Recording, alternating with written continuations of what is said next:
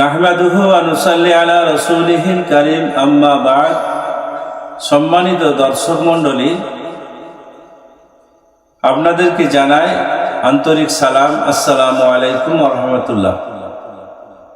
আজকে আলোচনার বিষয় হলো, আপনি সুন্নত অনুসরণ করবেন নাকি হাদিস? অথচ সুন্নত এবং হাদিসের মধ্যে পার্থক্য রয়েছে। এই সুন্নত এবং হাদিসের মধ্যে পার্থক্য না জানার এবং না বোঝার কারণে এক শ্রেণীর মানুষ নিজেদেরকে বলে আমরা হলাম আহলে হাদিস। অথচ সুনানে তিরমিজির মধ্যে রয়েছে, ফিতনার জামানায় হতে হবে আহলে সুন্নাত ওয়াল জামাত। কোরআন ও হাদিসের কোথাও হাদিস অনুসরণ করে চলার নির্দেশ নেই। হ্যাঁ, সুন্নত অনুসরণের কথা বলা আছে। সুন্নতের কথা বহু জায়গায় এসছে, যেমন মুয়াত্তা মালিকের মধ্যে আল্লাহ নবী সাল্লাল্লাহু আলাইহি সাল্লামের হাদিস রয়েছে।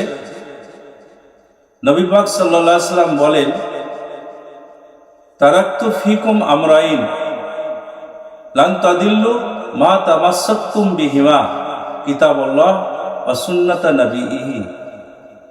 আমি নবী তোমাদের মাঝে দুটি জিনিস ছাড়লাম, যতদিন ওই দুটি জিনিস তোমরা ধারণ করবে কখনোই তোমরা পথভ্রষ্ট হবে না।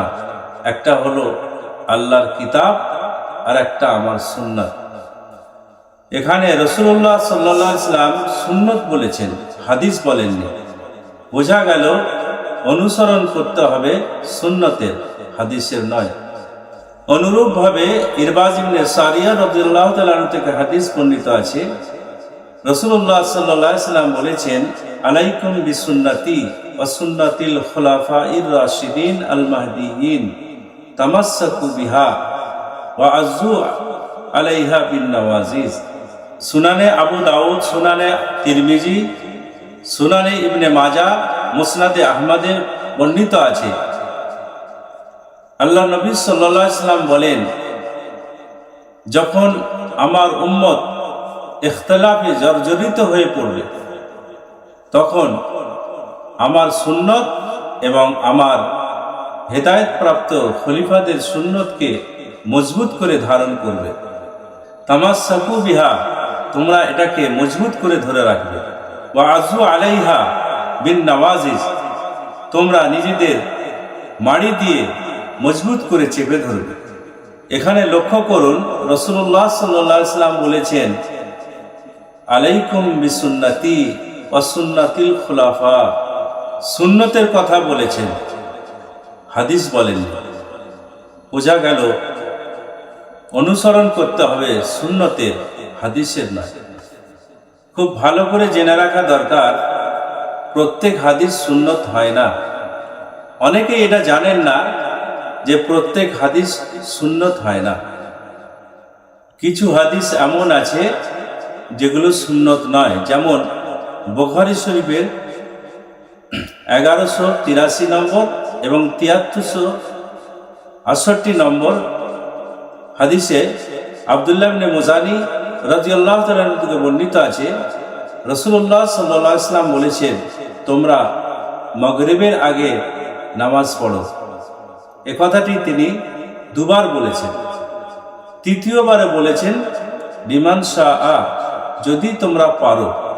মানুষেরা এটাকে সুন্নত বানিয়ে নেবে মনে করে, এই জন্যে আল্লাহ নবী সাল্লাল্লাহু আলাইহি ওয়াসাল্লাম তৃতীয়বারে বললেন, তোমরা যদি চাও পড়তে পারো। এটার দ্বারাই দিনের আলোর মতো পরিষ্কার হয়ে গেল যে প্রত্যেক হাদিস সুন্নত হয় না। যেমন মাগরিবের নামাজের আগে নামাজ পড়াটা হাদিস, সুন্নত নয়।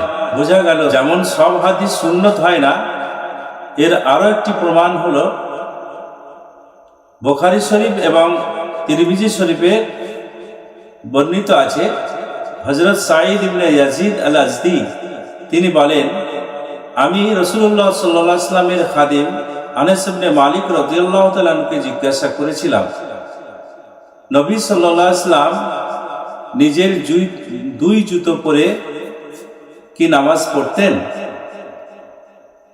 তিনি তখন বলেছিলেন, হ্যাঁ, এই হাদিস দ্বারা দিনের আলোর মতো বোঝা গেল সব হাদিস সুন্নত নয়। নবী সাল্লাল্লাহু আলাইহি ওয়াসাল্লামের জুতো পরে নামাজ পড়াটা রিওয়ায়াত হাদিস, কিন্তু জুতো পরে নামাজ পড়া সুন্নত নয়। সুস্পষ্ট বোঝা গেল হাদিস আর সুন্নত এক নয়। এবারে জানতে হবে হাদিস কাকে বলে। নবী সাল্লাল্লাহু আলাইহি ওয়াসাল্লামের আকওয়াল, আফআল, আওসাফ ও তাকরিরাত এগুলোকে বলে হাদিস। আকওয়াল মানে কথা, আফআল মানে নবী সাল্লাল্লাহু আলাইহি ওয়াসাল্লামের কর্ম বা আমল, আওসাফ নবী সাল্লাল্লাহু আলাইহি ওয়াসাল্লামের গুণাবলী, যেমন আল্লাহ নবী সাল্লাল্লাহু আলাইহি ওয়াসাল্লাম দেখতে কেমন ছিলেন, তার চেহারাটা কেমন ছিল, তার চলাফেরাটা কেমন ছিল, তার হাসিটা কেমন ছিল, তার লেবাস পোশাক কেমন ছিল। আর তাকরিরাত অর্থাৎ আল্লাহ নবী সাল্লাল্লাহু আলাইহি ওয়াসাল্লামের সামনে সাহাবারা এমন কিছু কাজ করেছেন যেগুলো আল্লাহ নবী সাল্লাল্লাহু আলাইহি ওয়াসাল্লাম তাদেরকে মানা করেননি, নিষেধ করেননি, চুপ ছিলেন। এই সবগুলো মিলিয়েই হচ্ছে হাদিস। এ সম্পর্কে যতগুলো বর্ণনা আছে সবগুলোই হাদিস। এবার সুন্নত কাকে বলে? সুন্নত কাকে বলে এ সম্পর্কে মনে রাখা দরকার। একটা হলো ফিকহ শাস্ত্রের পারিভাষিক সুন্নত, ফরজ, ওয়াজিব, সুন্নাত, মুস্তাহাব। সুন্নত আবার দুই ভাগে বিভক্ত, সুন্নতে মুআক্কাদা, সুন্নতে গায়ের মুআক্কাদা। আমি কিন্তু ফিকহ শাস্ত্রের পারিভাষিক সুন্নত নিয়ে আলোচনা করছি না। অনুরূপভাবে আল্লাহ রাব্বুল আলামিন কোরআন মাজিদে সুন্নতের কথা বলেছেন। সূরা আহজাবের 62 নম্বর আয়াত সুন্নাতুল্লাহ, আল্লাহর সুন্নাত। সূরা ফাতিরে 23 নম্বর আয়াতে বলেছেন আলান তাজিদা লিসুন্নাতিল্লাহি তাবদীলা।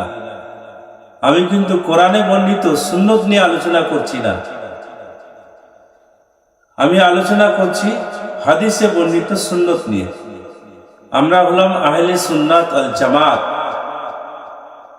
এই নামের মধ্যে যে সুন্নতটি ব্যবহার করা হয়েছে, আমরা সেই সুন্নত নিয়ে আলোচনা করছি। সুন্নত মানে হলো আত-তারিকাতুল মাসলুকাতু ফিদ্দিন, দিন শরীয়তের ক্ষেত্রে যে পথে চলা কাম্য, যে পথে চলা উচিত, যে পথ অনুসরণীয়, সেটাই হচ্ছে সুন্নাত। শুধু দর্শক মণ্ডলী, আপনারা যদি সুন্নত এবং হাদিসের পরিচয় এবং সংজ্ঞা ভালোভাবে বুঝতে পারেন, তাহলে বুঝতে পেরেছেন দুরকম হাদিস এমন রয়েছে যে সুন্নত হতে পারে না। নম্বর 1, যে হাদিসগুলি আমাদের নবী সাল্লাল্লাহু আলাইহি ওয়াসাল্লামের সাথেই খাস, সেগুলো সুন্নত নয়, হাদিস। নম্বর 2, যে হাদিসগুলি মনসুখ হয়ে গেছে, আজও কিতাবপত্রে সে হাদিসগুলো বর্ণিত আছে, সেগুলো হাদিস, সুন্নত নয়। এর দুটি উদাহরণ মনে করুন।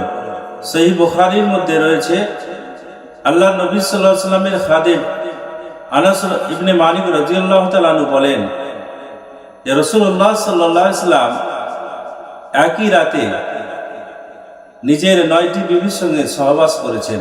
সুনানে আবু দাউদ, সুনানে মুসলিম, সুনানে ইবনে মাজাহ, সুনানে নাসাই, সুনানে তিরমিজি, এই 5টি হাদিসে সহিহ সনদের মধ্যে বর্ণিত আছে।